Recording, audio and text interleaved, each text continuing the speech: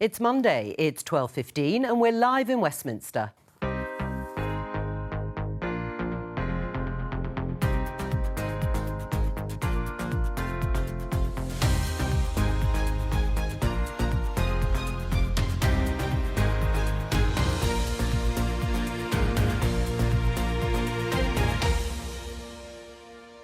Joining me, Conservative Party Vice Chair Andrew Bowie, Labour peer David Blunkett, Labour List editor Sienna Rogers and Spectator assistant editor Isabel Hardman. Today... I don't think you can cautiously cuddle. Definitely not cuddling today. Things turn poisonous at the top of Labour. Labour's got to stop this sort of internal focus, the civil war between those on the left of the party, those on the right of the party. And is Nicola Sturgeon right when she says this? The people of Scotland have voted for the SNP on the strength of offering, when the time is right, an independence referendum.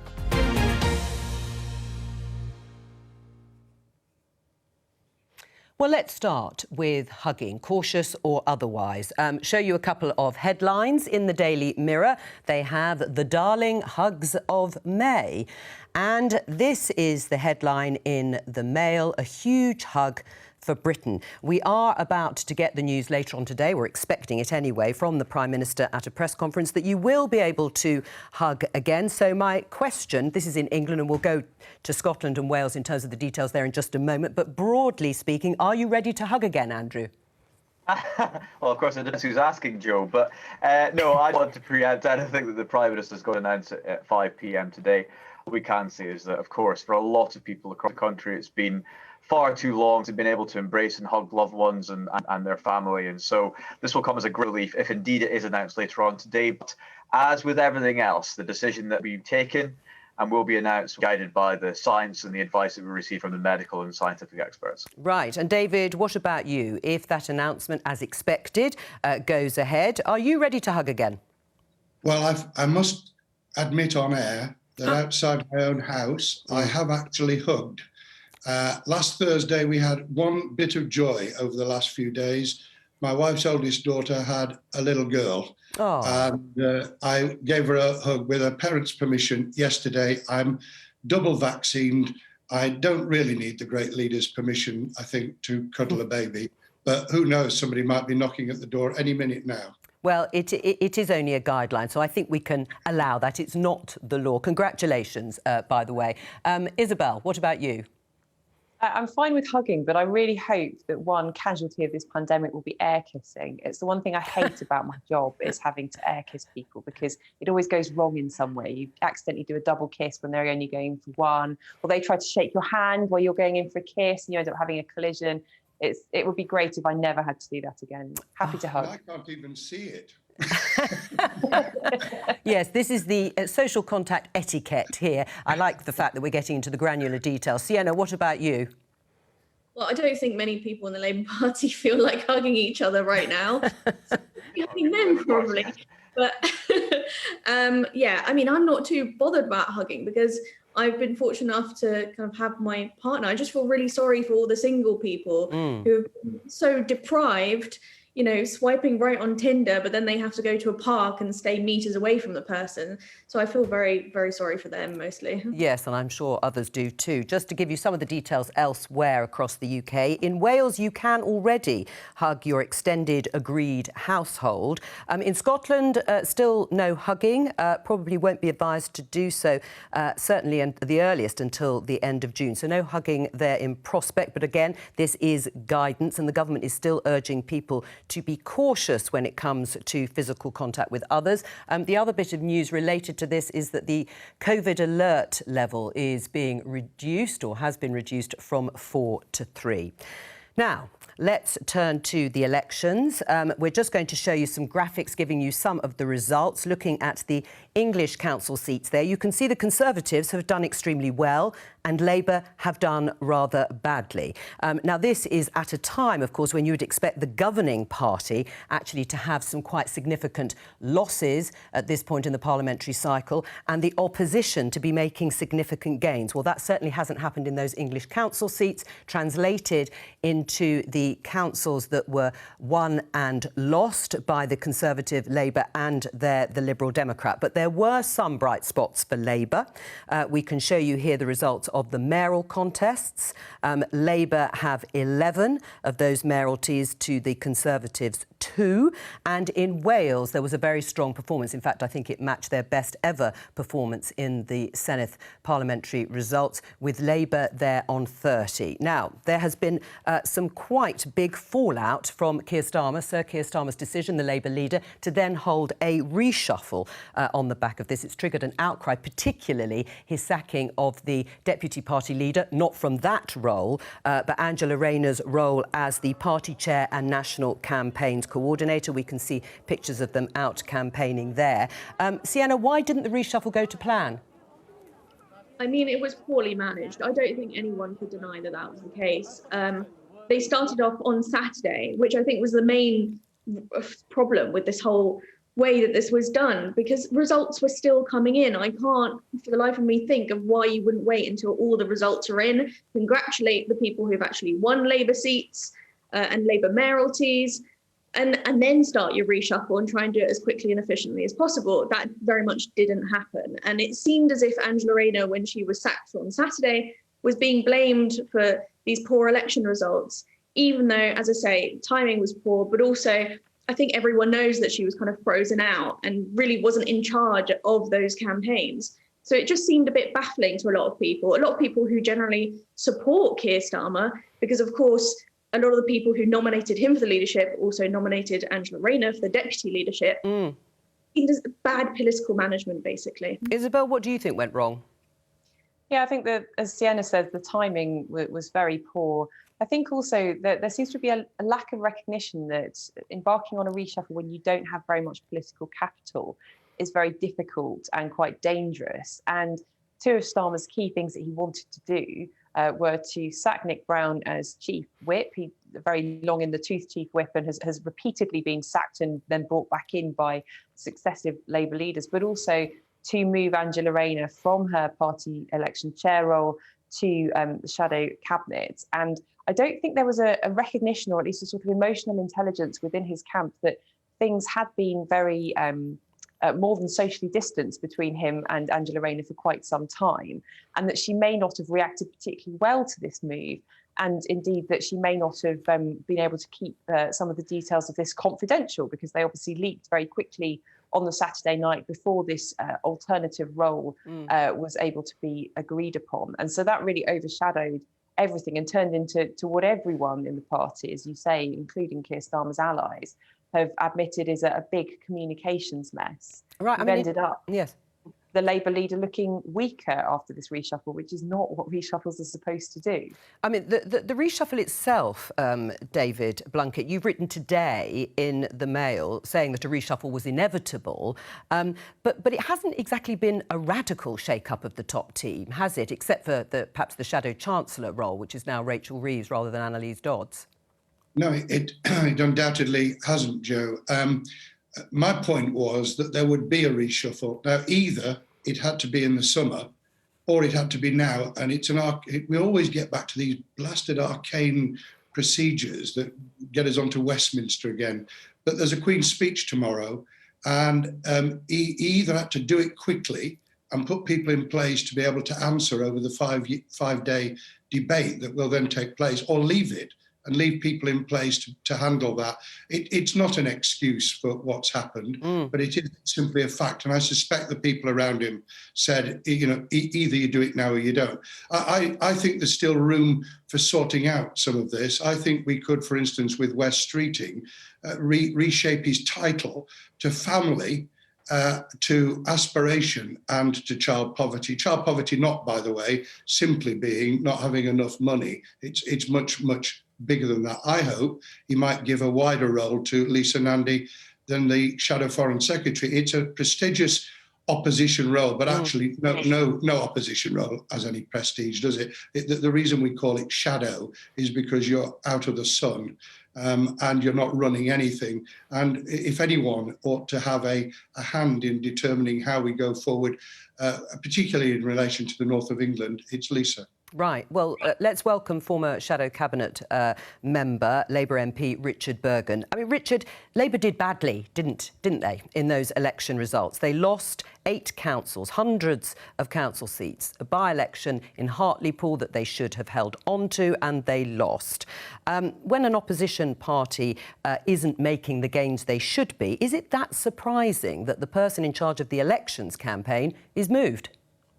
Well, firstly, the election results were very upsetting and very distressing. In terms of Angela's move, I think it was wrong to place sole responsibility and unfair to place sole responsibility on her for these election results. And I'm glad, and it's quite right, that as deputy leader, she's got a good position in the Shadow Cabinet, as one would expect. But the idea that reshuffles and reshuffling rearranging the deck chairs on the Titanic is the solution is wrong. We need a change in direction which can take us forward from these very worrying election defeats. Right, and that change of direction would look like what? Well, I think the first thing that Keir needs to do is to revisit the 10 pledges he made to Labour members when he stood for election as Labour leader. The second thing he needs to do is to fulfil his promise for party unity. And the third thing he needs to do is take the fight to the Tories, because there has been a feeling over the last year that the leadership has shown a greater zeal for internal party warfare, for taking the fight to left activists, and it has for holding this government to account, who have presided not only over COVID contract corruption, but over one of the highest COVID death rates in the world. And so I would counsel Keir against taking too much guidance from that article that Peter Mandelson wrote in the Financial Times, for example, which seemed very hostile towards the Labour Party itself. We need to find a new way forward. We need to build an electoral coalition that can take us forward. David? Well, I'm terribly sorry, Richard. I'm not going to be divisive with you. But of all the people who could be on the programme saying what you just said about party unity, I have to grimace because, you went out of your way to be divisive when you were in Jeremy Corbyn's shadow team. And we ended up with 203, now 202 seats in Parliament. And we are going to have to completely reshape how we address the world of tomorrow. Not the 1970s, not the 80s, 90s, not the Blair era, but tomorrow. And that means all of us rethinking, not reiterating 10 points or going backwards or arguing about what might have been done, but taking the world as it really is. And that's the thrust of both the article I had in the Yorkshire Post on Saturday and the one this morning. This is a totally different world that we're living in, and some people are arguing from a world that is bygone. Richard? Well, I think what David says about left members of Jeremy's Shadow Cabinet being divisive is unfair, but I'm not on here to have a spat with other Labour figures, so I'll move on from that. David's right that we need to move forward. He's right that we shouldn't be looking to the past, but we can learn some things from the past. For example, in 2017, it was the only electoral advance that Labour's had in a general election for many years. So we should at least learn some lessons from that. And what we can't be afford to do is to be losing voters to the Greens, for example, which has happened in Sheffield and Bristol, where the Labour Party's lost overall control of the council. We can't be affording to be losing an area like Durham for the first time in 100 years. We can't afford to be going backwards in Hartlepool, where we got 53% of the vote in 2017 and 29% of the vote in this by-election. So what we need to do is we need to take the fight to the Tories. We need to learn lessons, for example, from the United States, where the kind of financial stimulus that President Biden is proposing, I think the Labour leadership should be arguing for at least the equivalent of that here in this country. Well, Joe, I agree with that last point entirely, and I've been as against austerity as Richard over the last 11 years. There was a lesson from 2017. We managed to coalesce the whole of the anti-Tory vote. The Greens virtually disappeared. We hammered the Liberal Democrat vote. In other words, we pulled together the anti-Tory opposition. What we didn't do was win any Tory votes. So we ended up with 4 more seats than we had in 2010. So yes, there are lessons from 2017, but they're not as simple as Richard's just enunciated. Right, let me just show all of you, our guests and our viewers, this Daily Telegraph headline, which says Labour will keep on losing if it doesn't find answers. It's an article by Khalid Mahmood, a Birmingham Labour MP. Too much of Labour's energy has gone into identity politics and niche culture wars, he writes. He also goes on to say, we are seen as out of touch, a party captured by urban liberals whose most vocal supporters are university graduates with woke politics straight from the world of campus protests. David, do you agree with him? Well, they're not all woke. I'm not. I'm a graduate. I may be ageing, and that's another issue. We've really seriously got to address why we've lost the support of the over 60s, massively lost the support of the over 60s. Yes, there is a problem with culture wars. The government are able to identify and use that very clearly. I think identity politics should be about identity within community, holding something in common rather than dividing people. And the kind of culture identity politics of gender, of sexual orientation, of race, divides people when we should be uniting them. Richard?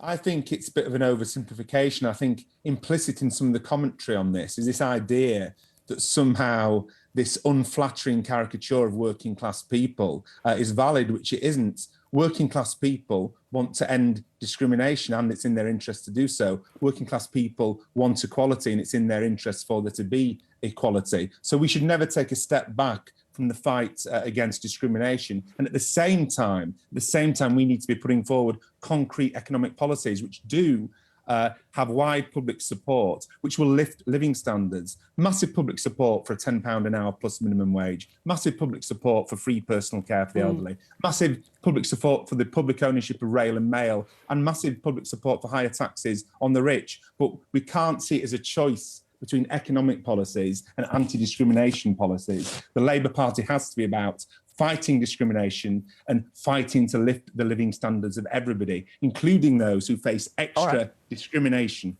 David? Ironically, the Tories have effectively renationalised the railways anyway.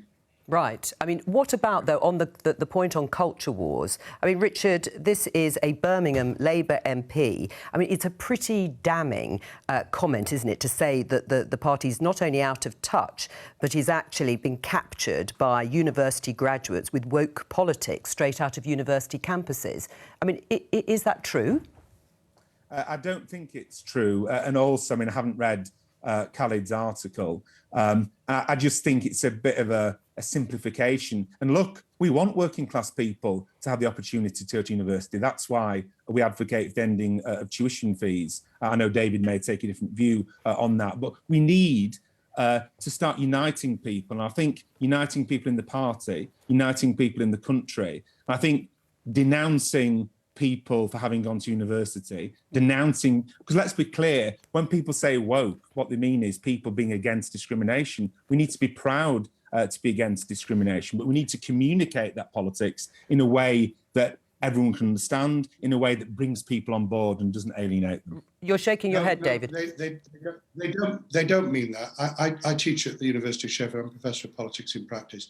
The young people I teach aren't woke. They're thoughtful and they believe in equality and anti-discrimination.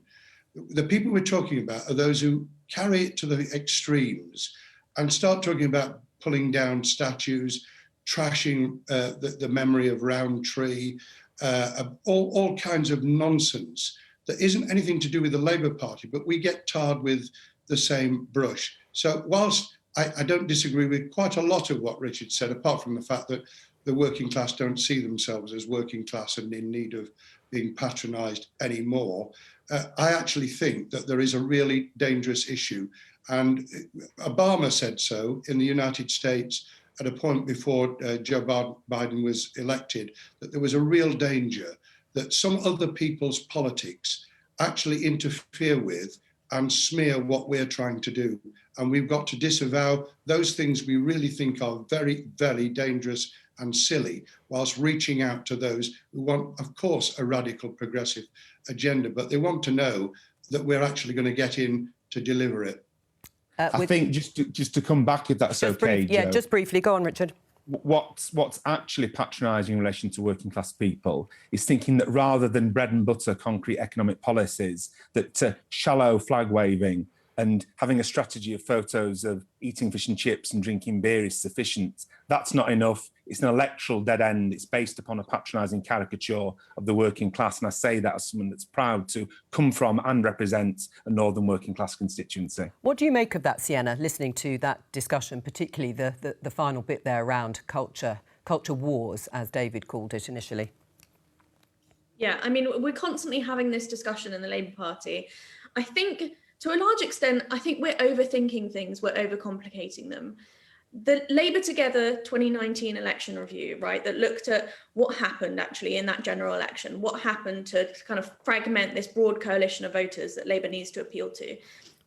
It found that the unifying thing was big economic change. That's what Labour has to offer. In terms of whether it gets tied up in these arguments about culture wars and stuff like that, I think what people respect is authenticity. So I think, don't lie about your opinion. I mean, if you pretend to be on the side of people that actually you're not on the side of, I don't think that's going to come across well. I just think a lot of the time we're just trying to, this discussion is revolving around these perceptions of young people as extreme people who aren't real voters, as if often students are treated as if their votes don't count. I mean, obviously there is a problem with young people not going out to vote, but I think we're just completely distorting the discussion here. All right, well, I just want to draw everyone's attention to a tweet from Angela Rayner, the Deputy Leader, where she says, well done to Mark Drakeford, the First Minister in Wales, and Welsh Labour for an amazing result there. Isabel, is there something going on here? There seems to be a lot of thanking various winning candidates by Labour. Is this because Keir Starmer hasn't?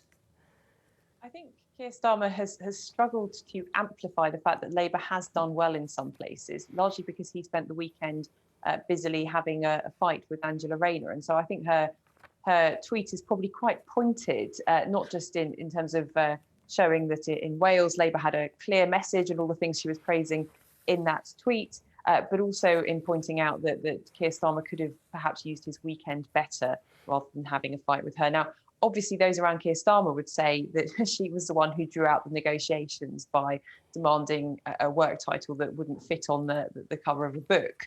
And that I think most of us are going to have to memorise and spend quite a lot of time memorising because it's so long. But it's fair to say that this has been a wasted weekend for Labour, given they did have some results later on after the Hartlepool result and so on that were much better for them. Well, one of those better results was Tracy Brabin, who was Labour's candidate. There she is in the orange suit there. She won the West Yorkshire mayoralty. It does mean, though, that there is going to be a by-election in the seat that she's vacated in Batley and Spen. That's not going to be easy for you, is it, Andrew Bowie? Well, look, we go into every by-election fighting to win, and we will in Batley and Spen, undoubtedly. It's not for me or the Conservative Party to involve ourselves in the internal squabble of the Labour Party. No, hence I didn't ask you. If you want, no, quite, but if you put an example of the bad state the Labour Party find themselves in, you've only got to back in the last 20 minutes of this programme. I mean, the Labour Party spends such a long time talking about themselves and not talking to or about the issues facing people. Andrew, I thought you just said you weren't going to step into this because, as you say, it's for the Labour Party to sort out, not you. You'll be concentrating on Batley and Spen. Do you think you can win it? Well, look, as I said, go into every by-election will you win aim of winning.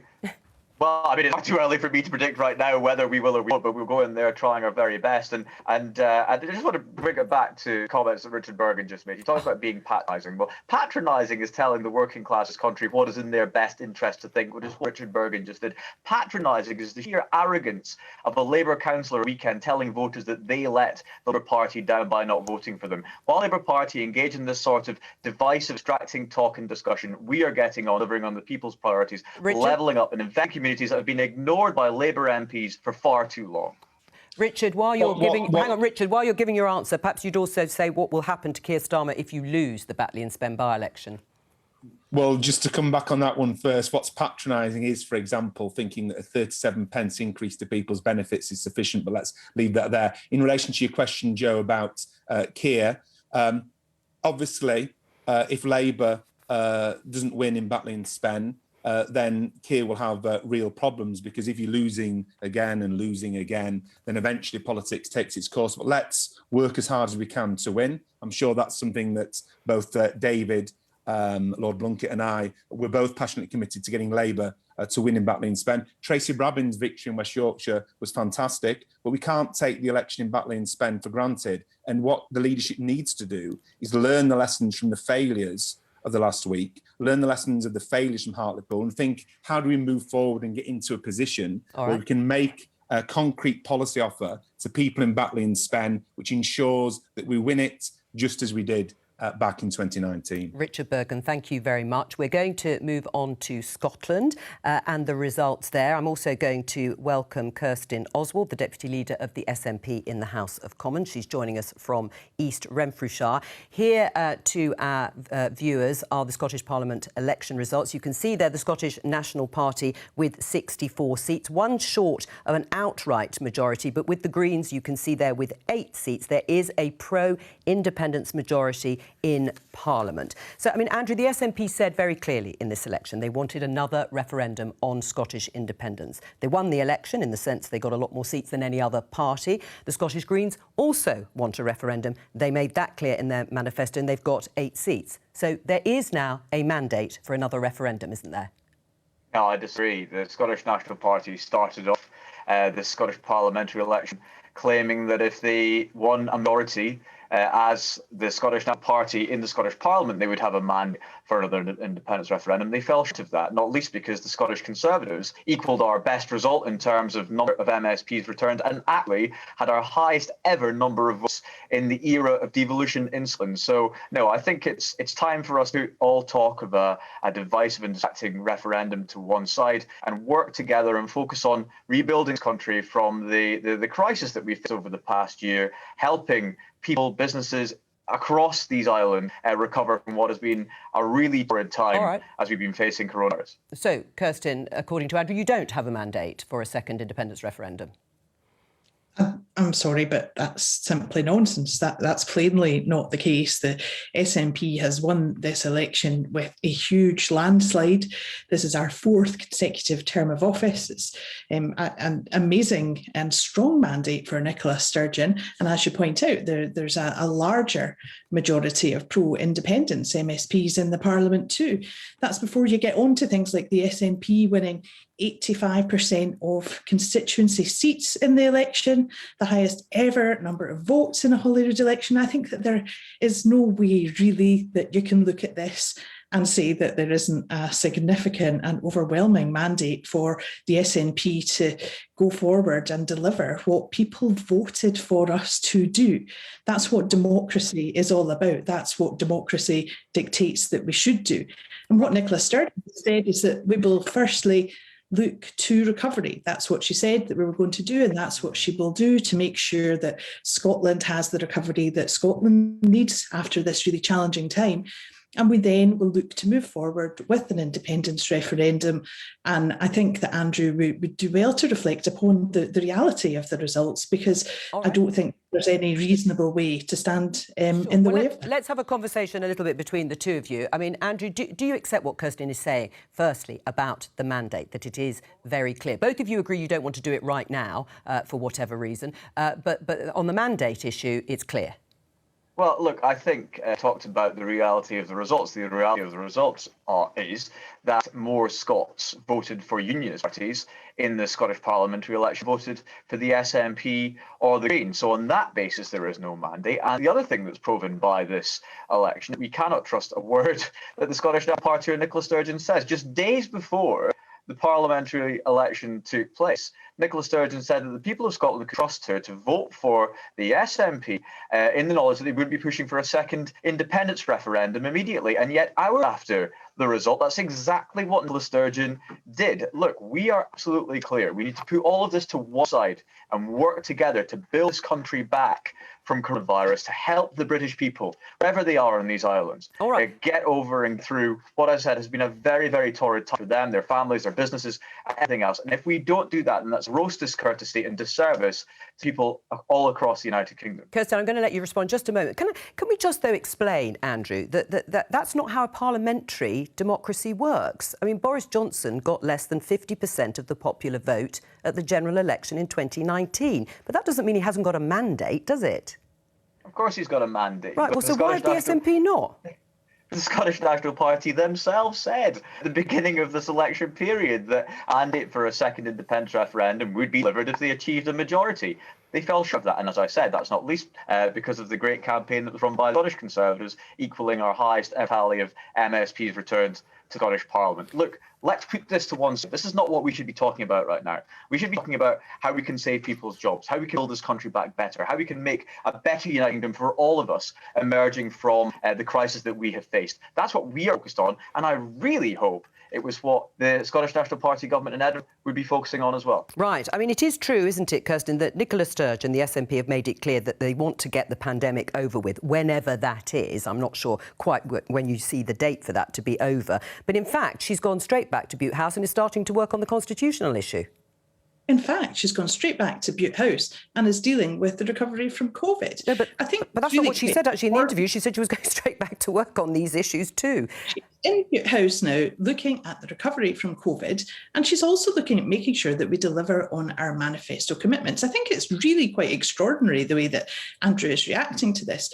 The SNP did win 85% of constituency seats. We won a landslide. There's no other way of looking at it to suggest that in any way there is not a mandate for us to carry out our manifesto. It's just simply untrue. That is just simply not something that any logic can be applied to. All right, but Kirsten, on that date issue, when will the pandemic be over? I mean, June the 21st, how will you judge? How will Nicola Sturgeon make a decision? The pandemic's over, we're straight onto the constitutional issue. We know June the 21st in England, all the main restrictions will go. So it's not long if that's similar in Scotland.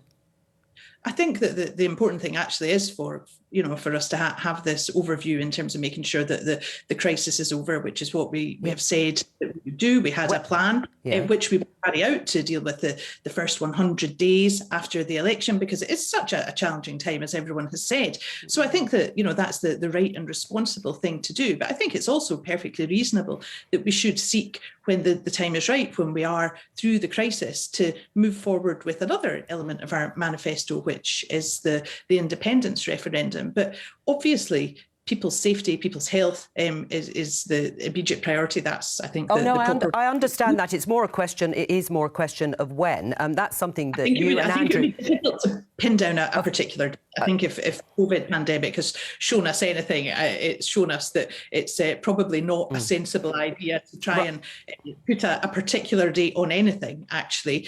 So I think that would be much more sensible, and it may not be a good politician's answer, but I think it's an honest and reasonable one to actually look at the realities of the situation, and that's what we'll do. Andrew, you accept that, not now, but do you also accept that it will and should happen at some point in this Parliament, because the pandemic will be over by then?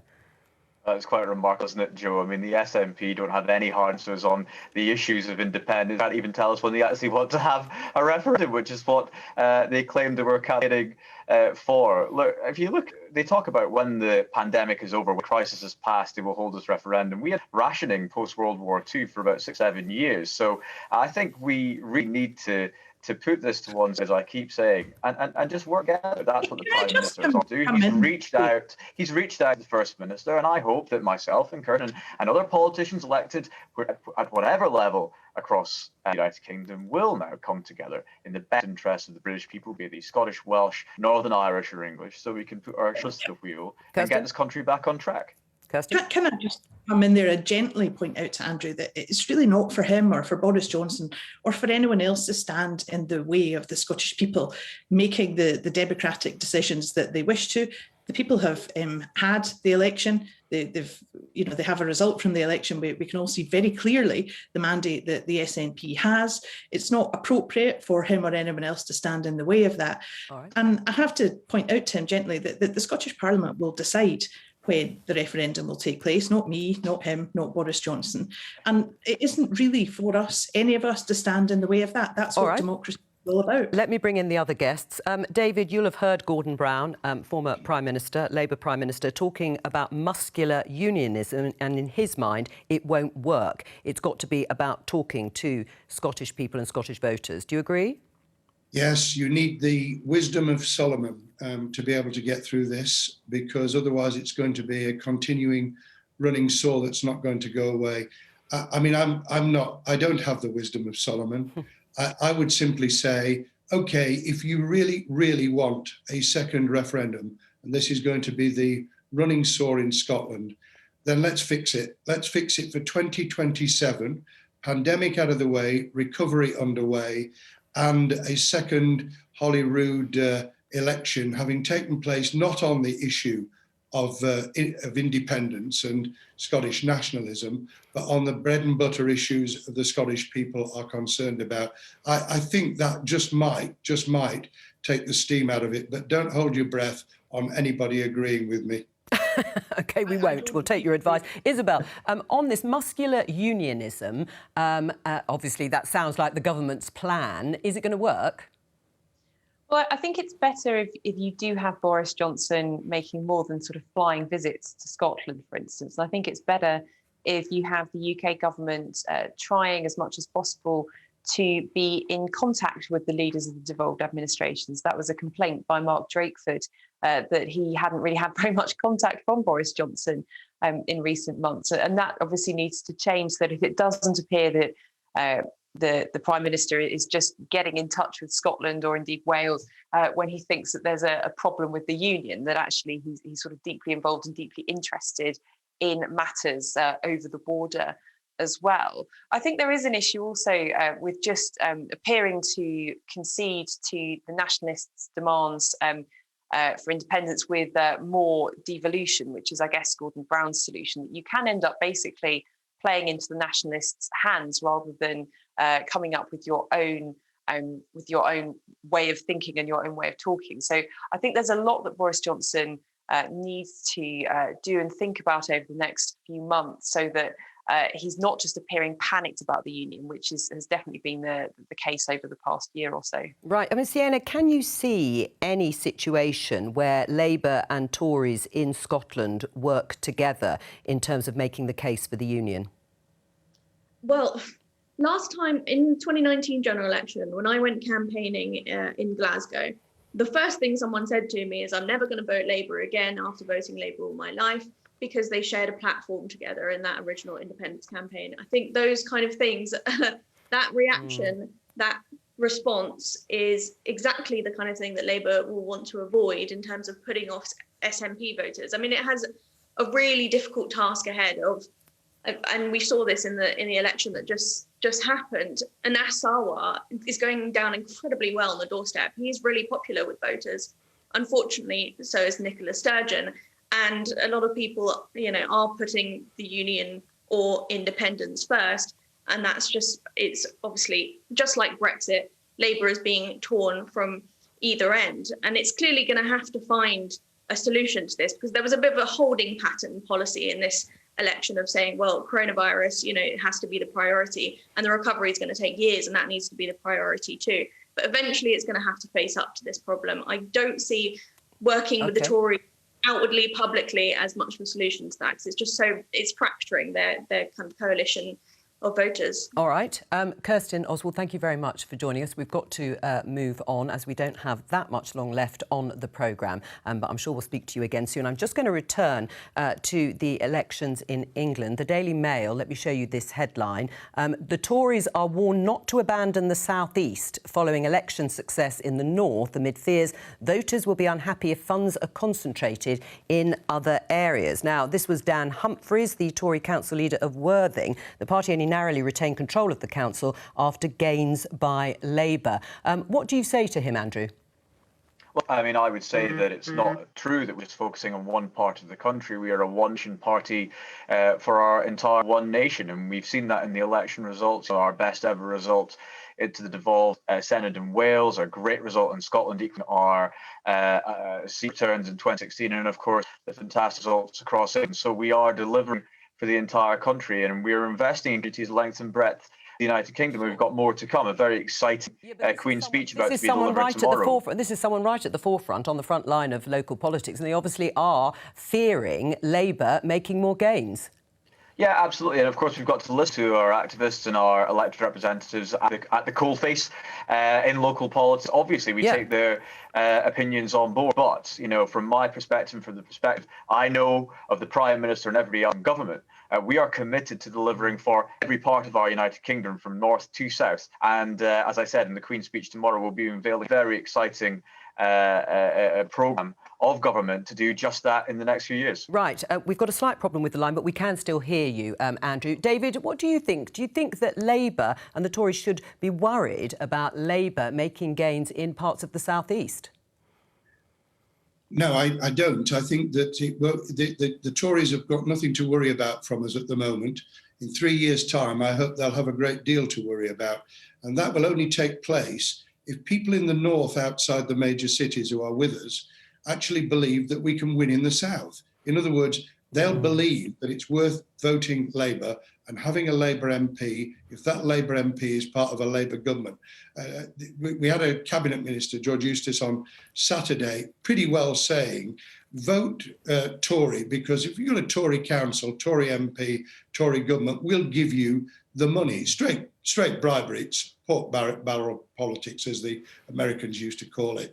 And we've got to get round that by saying we will win. By the way, it's the same in Scotland. People won't vote to stay in the Union and won't vote Labour unless they believe that Labour can win across the United Kingdom. Right. So we've got a major challenge. And honestly, we have a historic requirement. It's our duty to ensure that we win. Right. I mean, Isabel, do you think voters and perhaps council leaders are worried that all this investment, all this levelling up, going to former Labour heartlands, and that they're going to be forgotten in parts of the South East?